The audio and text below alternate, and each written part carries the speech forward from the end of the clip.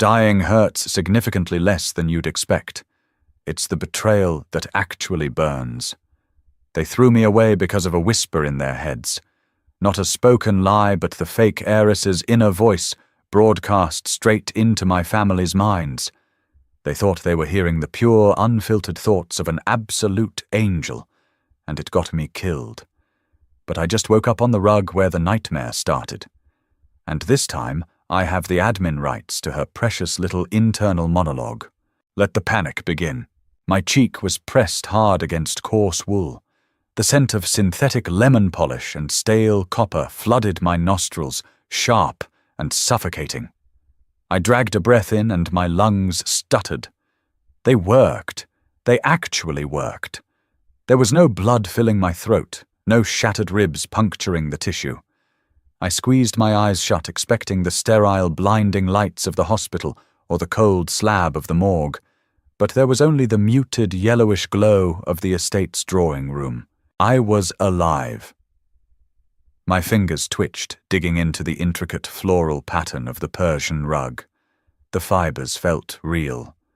Too real. I pushed myself up onto my hands and knees, my joints screaming with a phantom ache that belonged to a corpse, not a living 19-year-old. My head throbbed with a dull, rhythmic pressure, like a heartbeat trapped behind my eyes. "Harper, look what you did." The voice cracked like a whip in the quiet room. High-pitched trembling perfectly calibrated for maximum pity. I turned my head. Sienna was kneeling a few feet away from me, surrounded by jagged shards of blue and white porcelain. The 19th century Meissen vase. The heirloom Evelyn loved more than her own reflection. Sienna was clutching her wrist where a single perfectly dramatic drop of blood was welling up from a microscopic scratch. Her blonde hair fell in soft, calculated waves around her face. Memory hit me like a physical blow. The vase incident. It was the first major domino in the long, miserable chain of events that led to my exile and eventually my death. In my past life, I had tripped over the edge of the rug. Sienna had lunged forward, intentionally knocking the pedestal over, then threw herself into the wreckage to play the victim. Footsteps pounded down the hallway. Heavy, fast. Declan. Behind him, the sharp, rhythmic click of Evelyn's designer heels. My chest tightened. The panic response was automatic, deeply ingrained in my nervous system. I wanted to scramble backward to scream that I didn't touch it to defend myself. But the words turned to ash in my mouth. I knew exactly what was about to happen. They burst into the room. Declan's eyes immediately locked onto Sienna, his face draining of color. Evelyn gasped, a hand flying to her throat as she saw the ruined porcelain, and then her gaze snapped to me. The raw disgust in her eyes made my stomach violently pitch. Declan rushed forward, dropping to his knees beside Sienna. "Sienna, are you all right? Let me see your arm." Sienna looked up at him, her lower lip quivering. Fluid pooled in the corners of her eyes, tracking slowly down her pale cheeks. She didn't say a word. She didn't have to. Because right on cue, the air in the room shifted. It wasn't a sound exactly. It was a change in pressure, a sudden heavy static that settled over the room like a thick blanket. My ears popped. It was the familiar, nauseating prelude to Sienna's broadcast. In my past life, I hadn't understood it. I only knew that whenever Sienna was in trouble, a voice would echo in the minds of my family members. They thought it was a miracle, a psychic link to the soul of an innocent girl. They believed they were hearing her deepest, most guarded thoughts. And Sienna, playing the part of the oblivious saint, used it to manipulate them with surgical precision. The pressure behind my eyes intensified, flaring into a sharp, blinding spike of pain. I grabbed the edge of the heavy mahogany coffee table, my knuckles turning white as a wave of dizziness washed over me. Suddenly, a string of words materialized in my mind. Not my words. They felt slimy, foreign, hanging in the dark space behind my eyelids like ticker tape. "Oh no, the beautiful vase! I'm so scared! Mother is going to be so angry with Harper. I'll just say I tripped and knocked it over. I can't let them send Harper away. I have to protect her even if she hates me. That was what she was about to broadcast. The perfect, sacrificial lie. But something was different this time. The words weren't just echoing in my head. They were paused, suspended in the mental static. I could feel the shape of them like clay in my hands. A bizarre, vibrating energy hummed in my fingertips. Without thinking, driven by a cocktail of leftover trauma and pure adrenaline, I mentally reached out. I didn't know how I was doing it, but I gripped that string of pathetic, manufactured thoughts and twisted. I dragged my own sheer, unadulterated cynicism through her mental text, tearing apart her saintly narrative and replacing it with the ugly truth she kept buried behind her doe eyes. I forced the words into a new shape, feeling a hot trickle of blood slide from my left nostril as the mental exertion peaked. Then I let go. The static in the room snapped. The broadcast went live. Into the minds of my mother and brother, the heavy echoing voice of Sienna's inner thoughts rang out crystal clear. Finally, that hideous vase is gone. Now I just need to squeeze out a few more tears, and these absolute idiots will blame Harper like they always do. God, Declan is so easy to manipulate when I do the lip quiver thing. I sat back on my heels, wiping the blood from my upper lip with the back of a trembling hand. The metallic taste coated my tongue. I swallowed hard, staring at the three of them waiting. The silence that followed was so absolute, it felt like a vacuum had sucked the oxygen straight out of the room. Sienna, completely unaware of the radioactive waste she had just projected into the minds of her captive audience, dialed up her performance. She let out a tiny, wounded gasp, leaning heavily into Declan's chest. She tilted her chin up, giving him the exact angle that made her look small and fragile. "Declan," she whispered out loud, her voice a fragile reed. "It's okay. Don't be mad at her." Declan didn't move. His hand, which had been gently holding her wrist, went completely rigid. The color that had rushed to his face a moment ago entirely vanished, leaving him an ashen, sickly gray.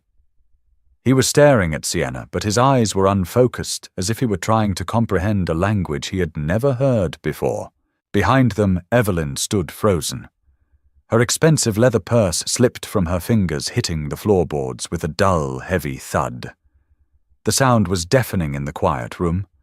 Her mouth was slightly open, a sharp contrast to the usually tight, controlled line of her jaw.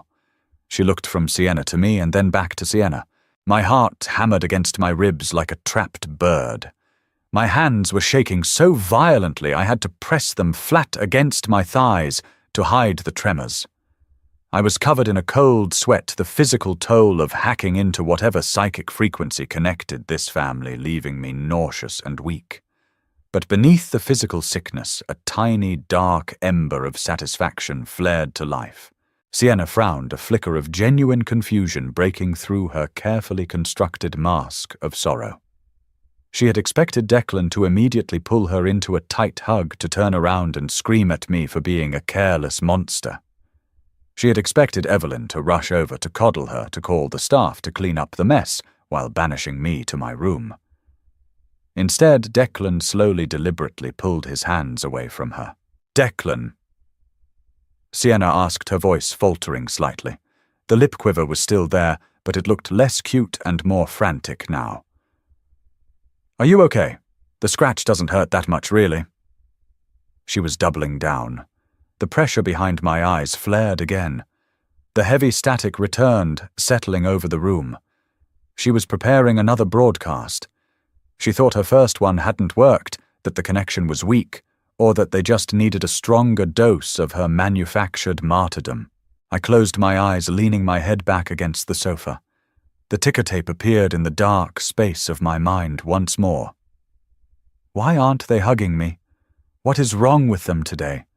Whatever, I'll just cry harder. I'll bite the inside of my cheek so I look like I'm in actual pain. That always works on the old hag. I let out a shaky, quiet breath. I didn't change a single word. I just let it slide right through the mental checkpoint straight into the airwaves. The static snapped. Evelyn physically recoiled. She stumbled back a step, the heel of her shoe catching awkwardly on the edge of the Persian rug. She caught herself on the doorframe, her face twisting into an expression I had never seen on her before, a horrifying mixture of shock, revulsion, and profound disbelief. "The old hag." Evelyn whispered the words, barely making it past her throat. Sienna froze. The fake tear halfway down her cheek seemed to stall. She looked up at Evelyn, her eyes wide. She hadn't spoken those words out loud. She knew she hadn't. In her mind, she was secure in the knowledge that her psychic link only broadcasted her purest, most angelic intentions. She had no idea the filter had been removed. "Mom," Sienna said, dropping the injured wrist act entirely. Her voice lost its breathy quality, becoming sharp and panicked. "What did you say?" Declan stood up. He didn't offer Sienna a hand. He towered over her, his broad shoulders tense, his hands balled into tight fists at his sides. He looked down at the girl he had fiercely protected for years, the girl he had chosen over his own blood sister time and time again. "Did you—" Declan started, his voice thick, sounding like he was chewing on broken glass. He stopped, swallowing hard. "Did you knock the vase over on purpose?" Sienna's face went chalk white. The foundation she wore couldn't hide the sudden absolute terror that washed over her features. "No, Declan, of course not. Harper tripped and I tried to catch it." "Stop talking!" Evelyn snapped. It wasn't her usual reprimanding tone. It was a visceral, guttural sound like a wounded animal. She pressed a hand to her temple, squeezing her eyes shut. "Just stop talking. Stop thinking." Sienna scrambled to her feet, ignoring the porcelain shards that crunched beneath her knees. "Mom, I don't understand. Why are you looking at me like that? Harper pushed me. She did this." I sat on the floor watching the empire of lies begin to fracture. I didn't smile. I didn't feel triumphant. I just felt incredibly deeply exhausted. I pushed myself up from the floor, my knees trembling, and walked over to the small side table. I picked up a glass of lukewarm water that someone had left behind, the condensation dampening my palm. "You should really be careful, Sienna," I said, my voice raspy, breaking the heavy silence. I took a slow sip of the water, letting the cool liquid soothe my dry throat. "Sometimes people hear exactly what you want them to." Sienna whipped her head around to look at me, her eyes filled with a sudden venomous hatred that she usually kept hidden behind closed doors. But before she could open her mouth to scream at me, Declan grabbed her arm. Not gently. "We are going to my office," Declan said, his voice terrifyingly calm. Now. The drawing room was suddenly too large. With Declan and Sienna gone, the thick, suffocating tension they usually carried with them evaporated, leaving behind a cold, hollow vacuum. Evelyn was still standing by the doorway. She was staring at the space where Sienna had been kneeling, her eyes completely vacant. She hadn't looked at me once. Her hands, usually perfectly manicured and steady, trembled as she blindly reached out to touch the heavy wooden frame of the door. Her breathing was shallow, rapid. The sound of her sharp inhales scraped against the absolute quiet of the room. I stood there for a long moment, watching the woman who had birthed me, the woman who had stared at my bruised, desperate face in my past life and coldly told me I was a rotten seed. I waited for the vindication to hit me. I waited for the rush of triumphant adrenaline, the sweet, intoxicating thrill of revenge. It didn't come. All I felt was the sticky, drying blood on my upper lip and a profound, bone-deep exhaustion. My joints ached with the ghost of a trauma that hadn't technically happened yet, but was seared into my cells anyway.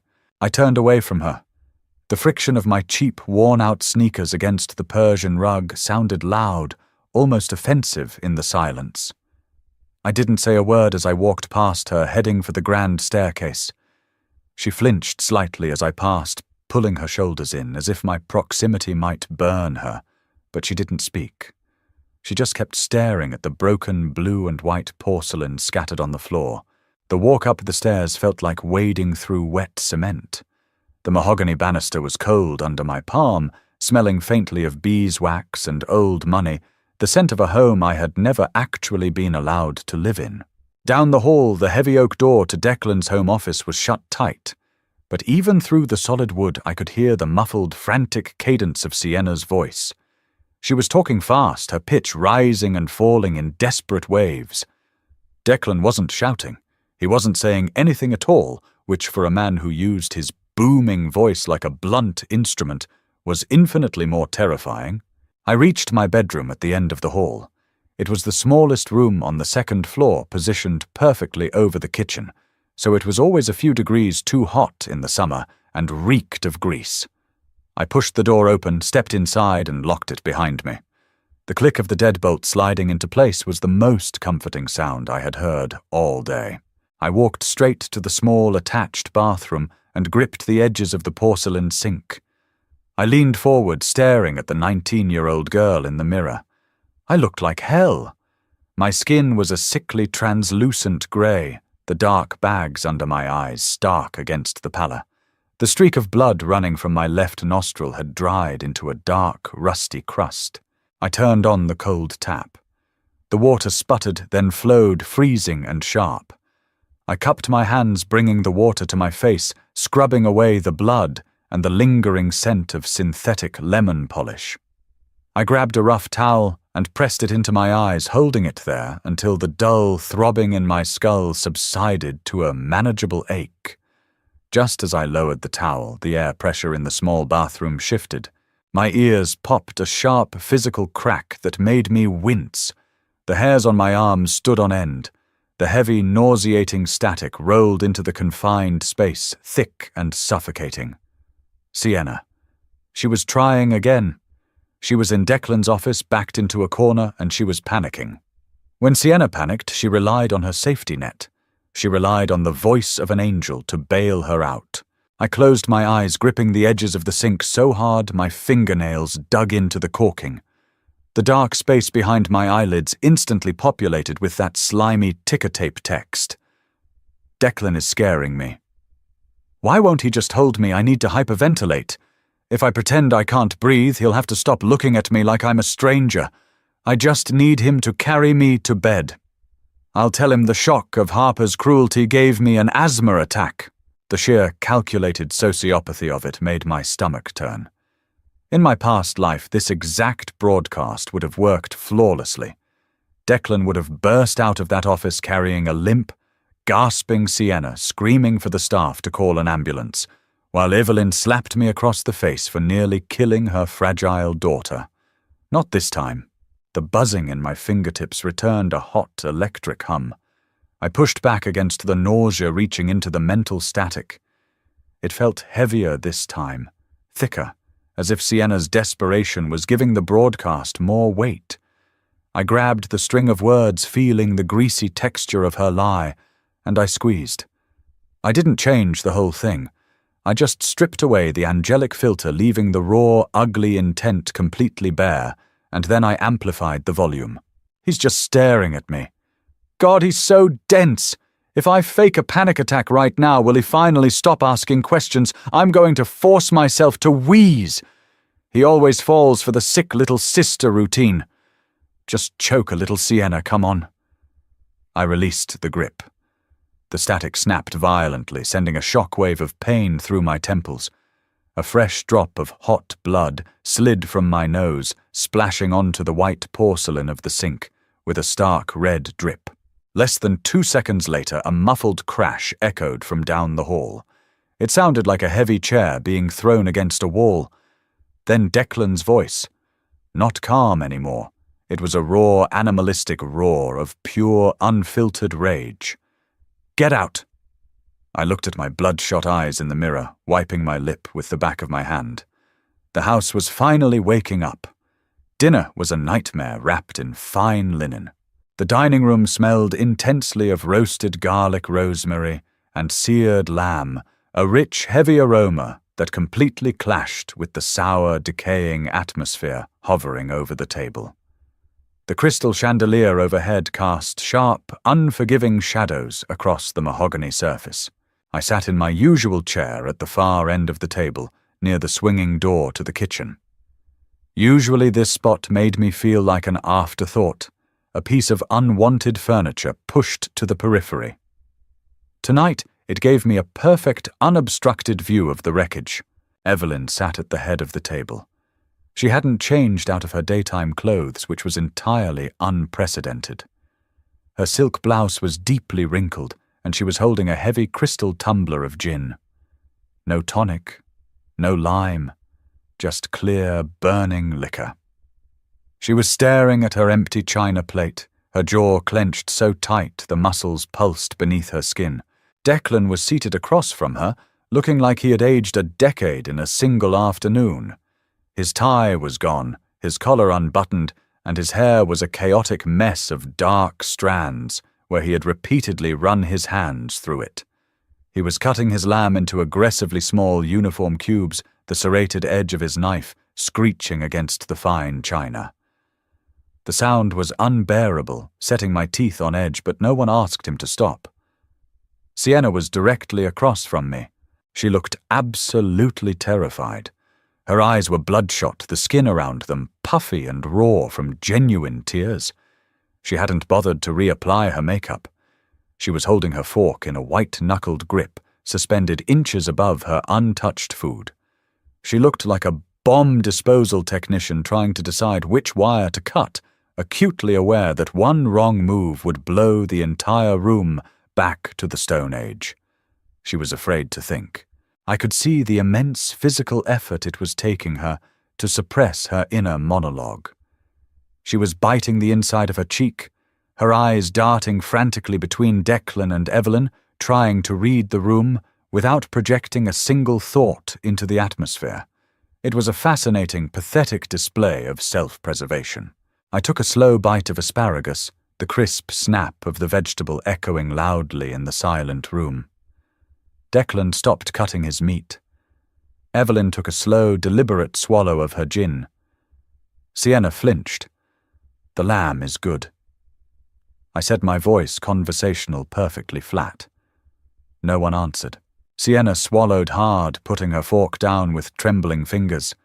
She looked at Evelyn, her lower lip beginning that familiar, trembling routine. But she stopped herself, her eyes widening in panic, as if remembering that the lip quiver had betrayed her earlier. She opted for verbal damage control. "Mom." Sienna whispered, her voice cracking. It wasn't the breathy, angelic tone anymore. It sounded raspy, desperate. "Mom, please, you have to believe me. Something is wrong with me. I think there's a dark spirit in the house, a demon or something. It's twisting my thoughts. It's making you hear things I would never ever say." She was pulling the possession card. It was so absurdly bold I almost laughed. Declan slowly laid his knife down. He looked at Sienna, his eyes hollow, devoid of the warm, protective light that used to shine whenever he looked at her. "A demon?" He repeated, his voice dead. "Yes." Sienna leaned forward, sensing a tiny sliver of an opening. "You know me, Declan. You know my soul. I have always been pure. The angels always spoke through me. Whatever happened today, it wasn't me. It was an attack. The darkness is trying to tear our family apart." For a fleeting second, I saw a flicker of doubt in Evelyn's eyes. The desperation to cling to the illusion, to believe that her adopted golden child was still perfect, was a powerful narcotic. She wanted to believe the demon excuse. It was easier than accepting she had spent years adoring a sociopath while discarding her own flesh and blood. I felt the pressure in the room drop. Sienna, encouraged by her own verbal performance, had relaxed her mental guard for a fraction of a second. She thought she was winning them back. The static rolled in thick and heavy. "Yes, keep going. They love this spiritual crap. If I cry about demons, Mom will totally call that weird psychic she likes. I can just play the traumatized victim for a few weeks until this blows over. God, these people are so gullible. I didn't even need to close my eyes this time. The connection was established. The pathway was clear. I grabbed the smug, arrogant thought, coated it in an extra layer of psychic volume, and shoved it straight into the middle of the dining table. The static burst. Evelyn gasped a sharp, ragged sound, as if she had just been plunged into freezing water. The crystal tumbler slipped from her hand, shattering against the edge of the mahogany table. Sharp shards of glass and expensive gin rained down onto her lap, and the Persian rug beneath her chair. She didn't even notice. She just stared at Sienna, her face twisting into a mask of pure, unadulterated horror. Gullible. Evelyn breathed the word, hanging in the air like toxic smoke. Sienna shoved her chair back so violently it tipped over, hitting the floor with a loud crash. No, I didn't say that, I swear, the demon. Declan stood up. He didn't yell. He didn't throw anything. He just looked at Sienna with an expression of complete, absolute disgust. It was the exact same look he had given me in my past life, right before he signed the papers to have me committed. I can't look at you. Declan said, his voice dropping to a harsh, trembling whisper. I can't even be in the same room as you. He turned on his heel and walked out of the dining room.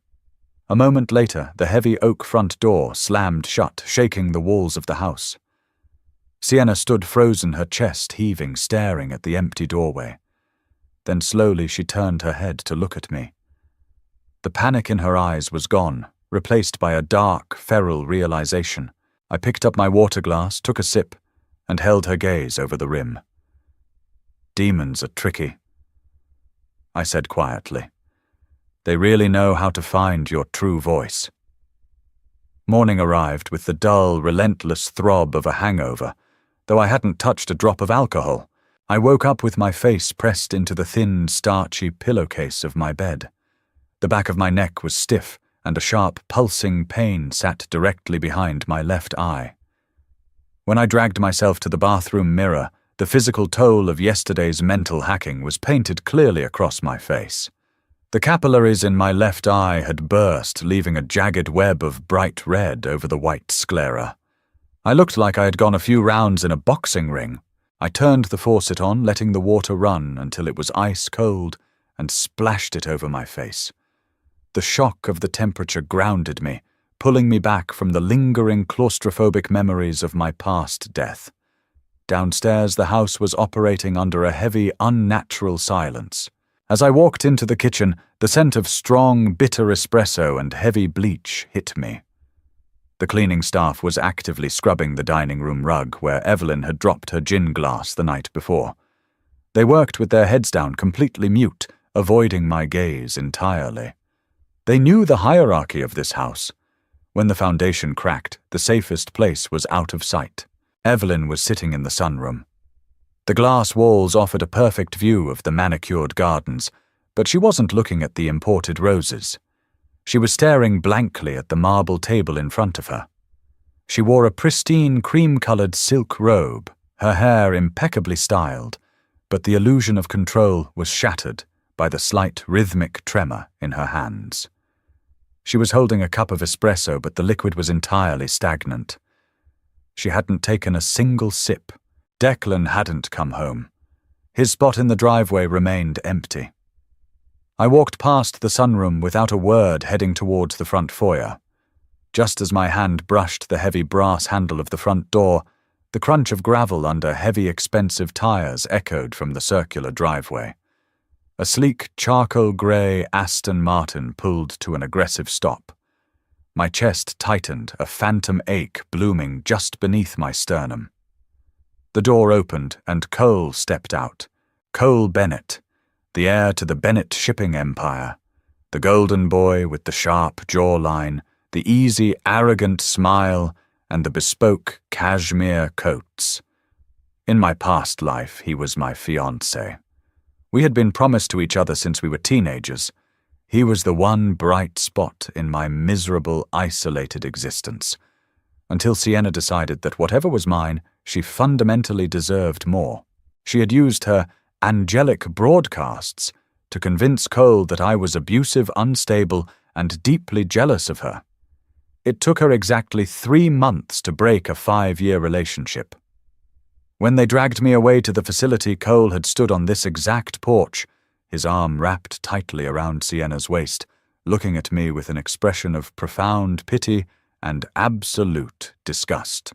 He jogged up the steps now, his brow furrowed in deep concern.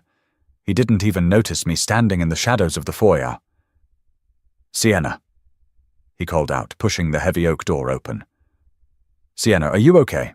The sound of frantic, stumbling footsteps came from the top of the grand staircase. Sienna practically threw herself down the carpeted steps. She was wearing an oversized cable-knit sweater that made her look incredibly fragile, her blonde hair messy and unkempt. It was a carefully curated look of absolute distress. She slammed into Cole's chest, burying her face in the soft cashmere of his coat. A ragged, choking sob tore from her throat. Cole, she wept her fingers, digging desperately into his lapels. "Cole, thank God. Thank God you're here. It's horrible. Everything is falling apart." Cole wrapped his arms around her, burying his face in her hair. "I'm here, Si. I've got you. Your text terrified me. What happened? Where's Declan?" Sienna pulled back just enough to look up at him, her tear-filled eyes wide and pleading. "He left. He hates me. Mum won't look at me. It's Harper Cole, I swear it is. She brought something dark into this house. She's twisting things. She's making them hear—" She choked on a fresh wave of tears. "She's making them hear terrible things." Cole's jaw tightened. His gaze finally snapped up, finding me leaning against the archway. The protective warmth in his eyes instantly hardened into cold, jagged ice. The smell of his cologne sandalwood and expensive leather drifted across the foyer, mixing with the metallic tang of the lingering blood in my sinuses. "What the hell did you do to her, Harper?" he demanded, his voice dropping an octave heavy with righteous anger. I crossed my arms over my chest, feeling the rough cotton of my cheap t-shirt against my skin. I didn't feel the soul-crushing heartbreak I had felt in my past life. I just felt a hollow, cynical exhaustion. "I ate dinner," I said flatly. "That's pretty much it." "Don't play games with me," Cole snapped, stepping forward, keeping Sienna securely tucked behind him.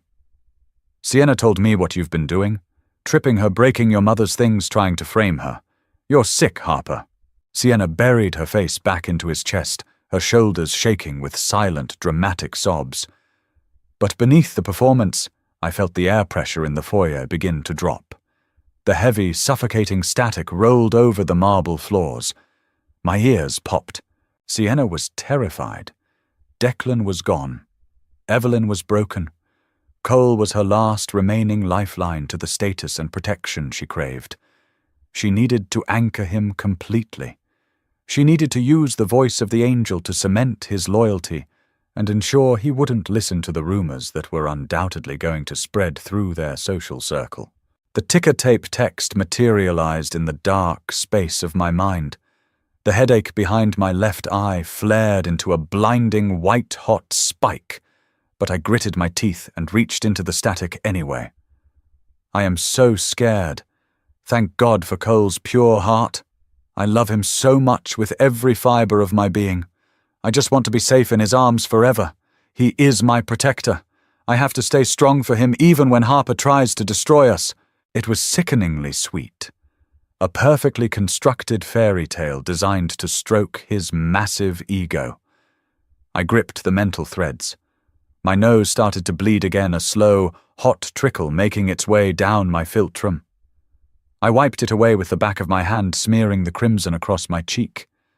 I didn't care. I felt the familiar vibrating hum in my fingertips, and I began to rewrite the script. I didn't just strip the angelic filter this time. I dug deeper. I bypassed her immediate panicked thoughts and dragged up the raw, unfiltered truth of her transactional existence. I pulled up the exact things she used to think about Cole when he wasn't looking, the things she thought when she was staring at his bank statements rather than his eyes. I forced the words into shape, feeling the immense resistance of her mind. The static in the foyer grew so heavy, the air felt thick, like breathing underwater. Cole shifted uncomfortably, blinking rapidly, as if trying to clear a sudden fog from his brain. He was tuning into the frequency. I let go.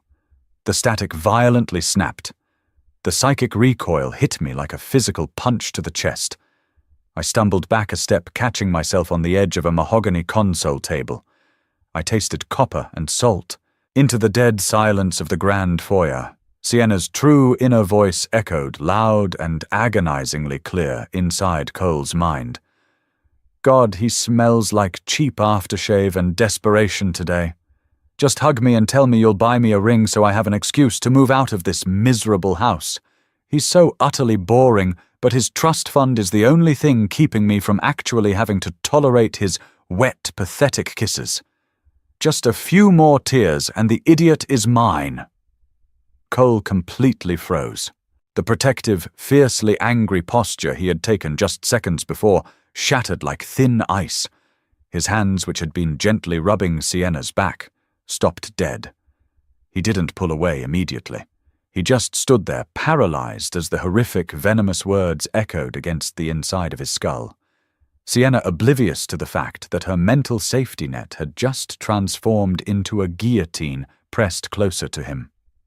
She let out a soft, delicate sigh, resting her cheek against his shoulder.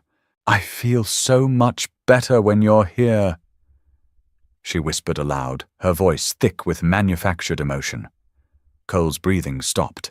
The contrast between her spoken, honeyed words and the vile, cynical broadcast that had just violated his mind was too massive to comprehend. He looked down at the top of her blonde head. The color was draining from his face at an alarming rate, leaving him looking sickly and hollow. "Cole," Sienna murmured, sensing the sudden rigidity in his muscles. She tilted her head up, offering him a watery, fragile smile. "What's wrong?" Cole took a step back. The motion was clumsy, jerky. He practically tore himself out of her grip. Sienna stumbled forward, her hands grasping at empty air.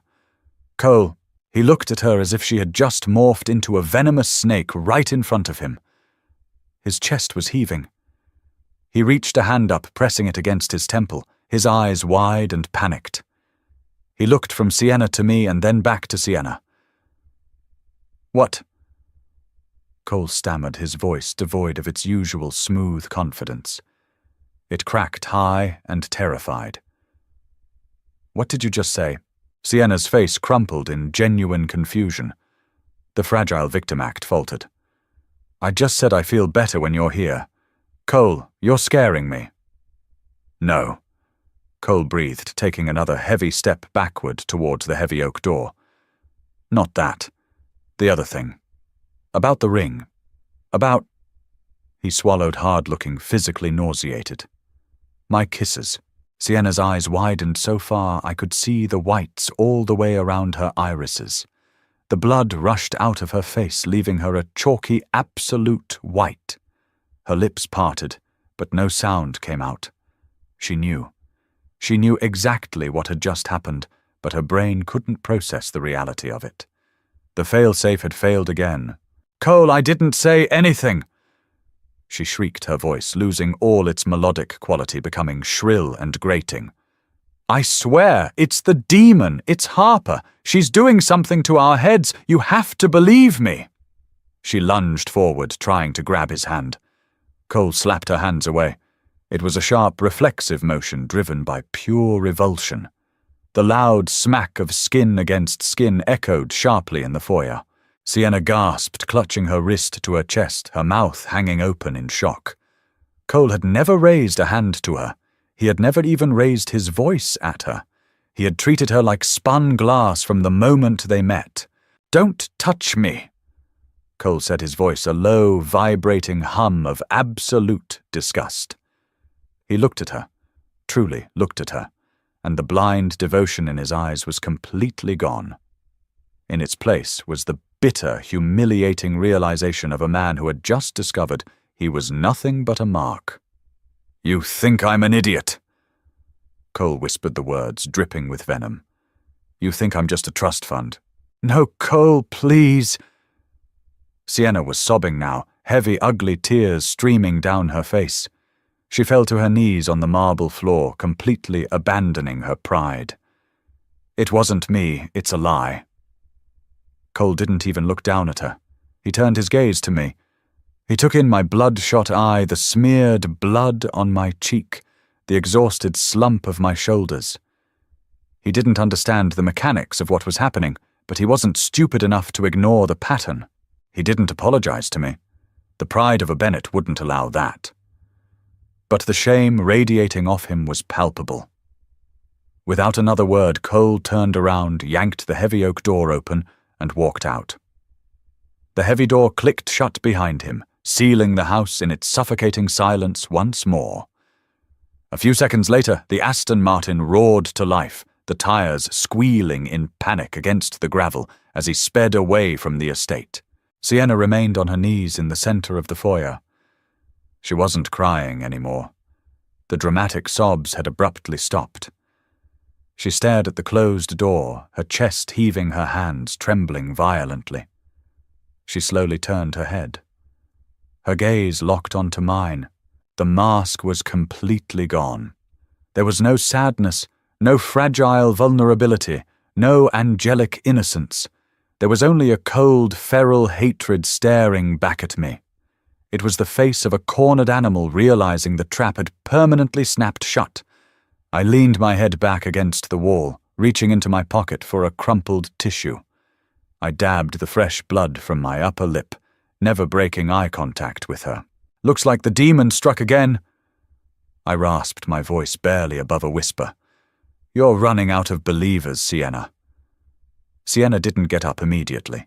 She stayed on the cold marble floor of the foyer, staring at the heavy oak door Cole had just slammed shut.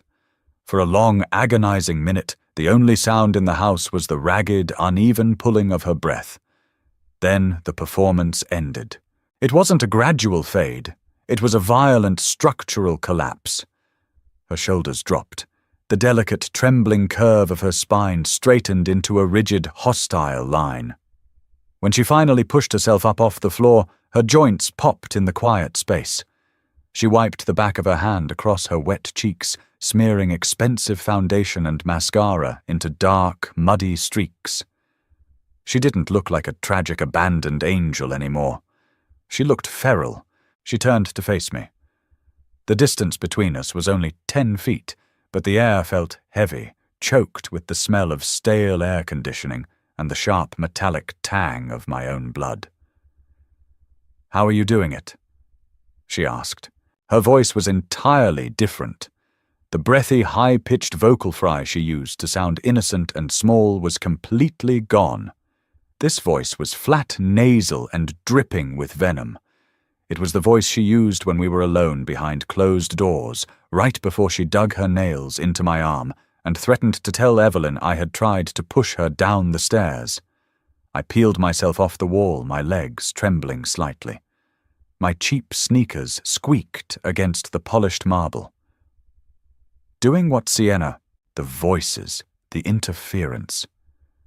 She took a step toward me, her hands balled into tight fists. You're hacking into it somehow. You're twisting what they hear. I let out a harsh, dry exhale that was supposed to be a laugh, but it caught in my raw throat. I'm not twisting anything. I'm just turning off the filter. I'm letting them hear the real you. You're a dead woman, Harper. She spat the words, clicking against her teeth. You think you can just walk in here and ruin my life? I built this. I earned this family. I spent 3 years playing the perfect traumatized orphan for that pathetic, gin-soaked woman in the sunroom, and I am not letting you take it away. She didn't wait for a response. She spun on her heel, the rubber sole of her designer sneaker squeaking sharply, and marched down the hallway toward the sunroom. My stomach plummeted. The adrenaline that had sustained me through the confrontation with Cole was rapidly burning off, leaving me dizzy and nauseous. My skull felt like it was packed with crushed glass. Every pulse of my heart sent a fresh wave of agony behind my left eye. but I forced my feet to move. I followed her, trailing my hand along the textured wallpaper to keep myself upright. The sunroom was suffocatingly warm. The morning sun beat through the floor-to-ceiling windows, magnifying the heat and creating a greenhouse effect. The air smelled intensely of damp earth from the potted ferns and the sharp, sour odor of old espresso. Evelyn hadn't moved. She was still sitting in the wicker chair, her cream silk robe catching the harsh sunlight, staring blankly at the marble table. Sienna didn't hesitate. She threw herself onto the woven rug at Evelyn's feet instantly, snapping back into character. The posture softened. The chin dipped. The tears manufactured with terrifying speed welled up in her eyes. "Mom," Sienna choked out, her voice returning to that pathetic, reedy whisper. She reached out, resting her hands gently on Evelyn's trembling knees. "Mom, please look at me." Evelyn slowly turned her head. Her eyes were sunken, rimmed with red, the skin around them bruised with exhaustion. She looked at Sienna, but her expression was unreadable. It was a terrifying blankness. "Cole left." Sienna sobbed, resting her cheek against Evelyn's silk-covered knee. "Harper chased him away. She was saying crazy things, Mom. She's not well. She's dangerous. I think she's having a psychotic break. We need to call the doctors, the private clinic, the one we talked about before, for her own good." My breath hitched. The private clinic. She was going straight for the kill.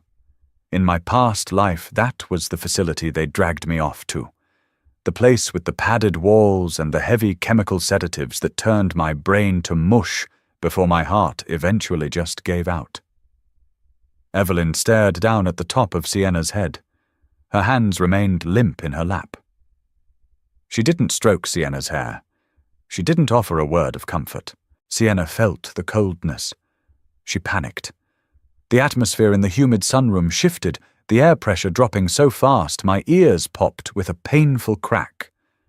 The thick, heavy static rolled in, blanketing the heat. Sienna was preparing a broadcast. She was going to force Evelyn's hand. I leaned heavily against the glass door frame, my vision swimming with dark spots. The ticker-tape text materialized behind my eyelids, glowing with a sickly, fluorescent light. "I just need the old hag to sign the medical proxy. If she commits Harper today, I'll be the sole heir again. I can't let this drag out. I'll just slip those heavy sleeping pills into her tea tonight if she resists. Once she's docile, I'll get the lawyers here. I am taking this estate even if I have to institutionalize both of them." The sheer breathtaking audacity of it made a bitter laugh bubble up in my throat. She wasn't just defending herself anymore. She was actively plotting a coup.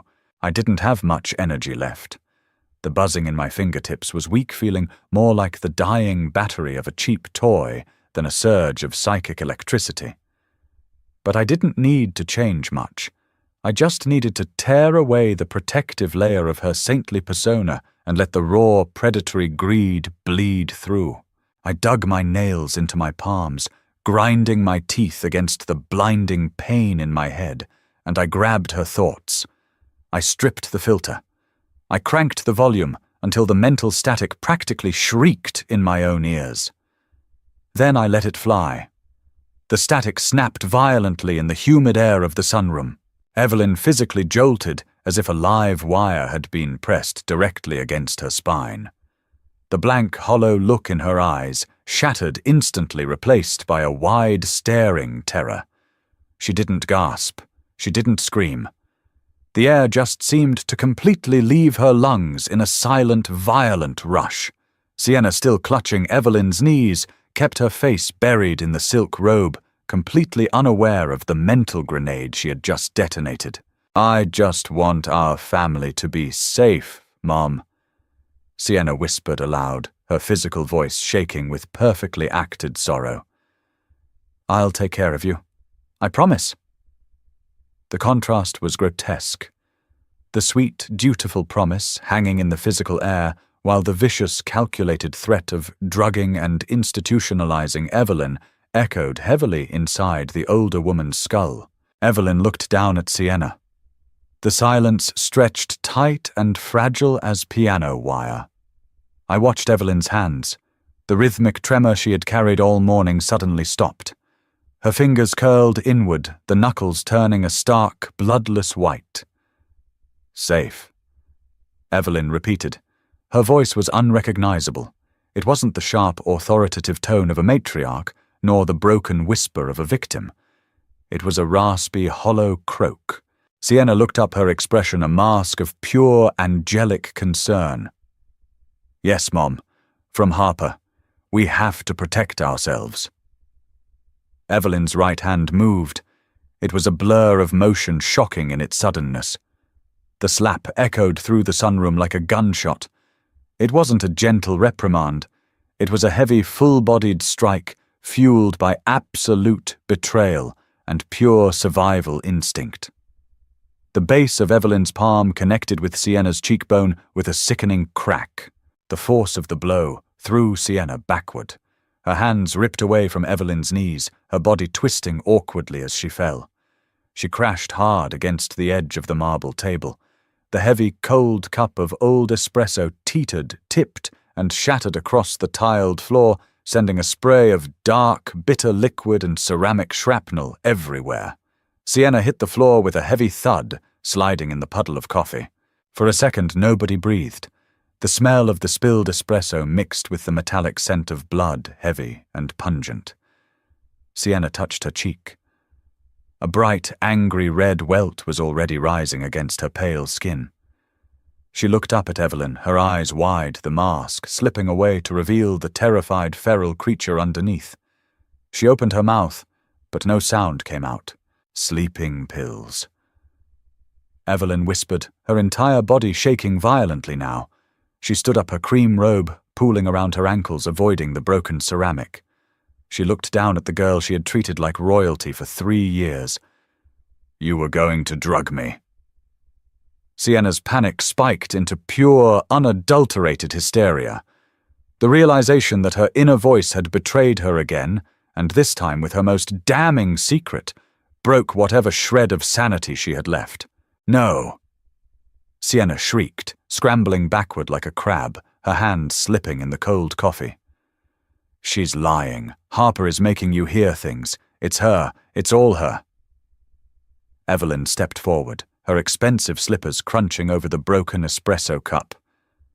"I felt it," she said, her voice dropping to a harsh, guttural growl. "I felt your voice in my head, Sienna. I felt the rot in it. You want my estate? You want to put me in a home." Sienna's back hit the glass wall of the sunroom. She was trapped. She looked at Evelyn, towering over her, with a murderous rage, and then she looked at me, slumped against the doorframe, bleeding onto my cheap shirt. Her eyes darted frantically to the broken ceramic on the floor. I saw the decision solidify in her eyes a fraction of a second before she moved. She wasn't going to try the psychic link anymore. It was compromised. She needed physical, undeniable proof of my malice. She needed blood. Sienna lunged forward, her hand snatching a large, jagged shard of the espresso cup from the puddle. Without a moment of hesitation, she dragged the sharp ceramic edge horizontally across her own left forearm. The skin parted easily. A thick, dark line of blood instantly welled up, spilling over the edge of the wound and dripping rapidly onto the cream rug. My stomach heaved. The coppery smell hit the humid air immediately. Sienna dropped the ceramic shard. It clattered loudly against the tiles. She grabbed her bleeding arm, her face twisting into a mask of pure, manufactured agony, and she screamed. It was a blood-curdling, throat-tearing shriek designed to wake the entire estate. "Help!" she screamed, staring directly at Evelyn, her eyes wide with fake terror. "Mom, help, Harper stabbed me. She tried to kill me." The sheer audacity of the lie, spoken right in front of the only witness, was breathtaking. She was betting everything on Evelyn's fragile mental state. She was hoping the shock of the blood would override what Evelyn had just heard and seen. Footsteps thundered down the hallway behind me. The cleaning staff, a groundskeeper, the private chef, drawn by the violent scream. Evelyn didn't look at the staff crowding behind me. She didn't rush to Sienna's side to stem the bleeding. She just stood there looking at the blood dripping onto her expensive rug, and then she looked up at Sienna's desperate, screaming face. The absolute disgust in Evelyn's eyes was colder than ice.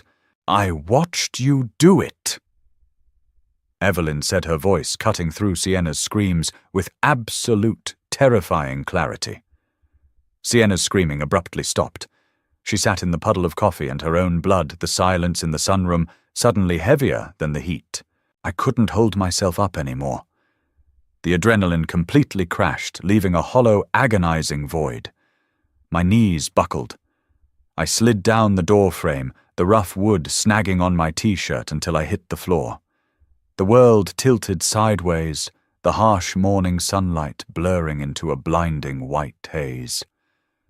As the edges of my vision began to pull inward, fading to black, I watched the fake heiress sit in the ruin of her own making, finally out of lies. The mattress was encased in a thick, crinkly plastic cover beneath a single violently starched cotton sheet. The smell hit me before my eyes were even fully open, an aggressive, stinging cocktail of isopropyl alcohol industrial floor wax and the faint, unsettling sweetness of withered lilies sitting in stagnant water somewhere nearby. I swallowed my throat dry and raspy, feeling like I had gargled crushed gravel. The rhythmic electronic chirp of a heart monitor beeped to my left. I wasn't dead. And I wasn't in the padded room at the private clinic. There were no heavy leather restraints on my wrists, just a thin strip of medical tape holding an IV needle to the back of my hand, pumping a freezing, steady stream of saline into my dehydrated veins. I turned my head. The movement sent a dull, throbbing ache down my neck, but the blinding, white-hot spike behind my left eye was gone.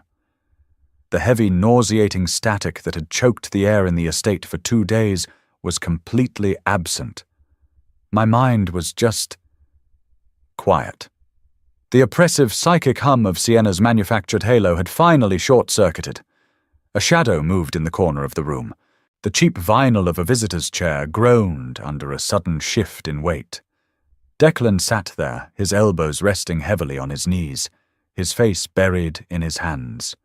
He was wearing the same dress shirt from the day before, but it was ruined, deeply wrinkled, missing a button at the collar with a faint dark stain near the cuff that looked suspiciously like dried coffee. I didn't say anything. I just watched the steady rise and fall of his shoulders. The door to the hospital room clicked open. Evelyn walked in. She stopped dead a few feet from the end of my bed. If Declan looked worn down, Evelyn looked entirely hollowed out. The immaculate, terrifying matriarch of the estate was gone. She was wearing a loose cashmere sweater that swallowed her frame, her hair tied back in a messy, careless knot.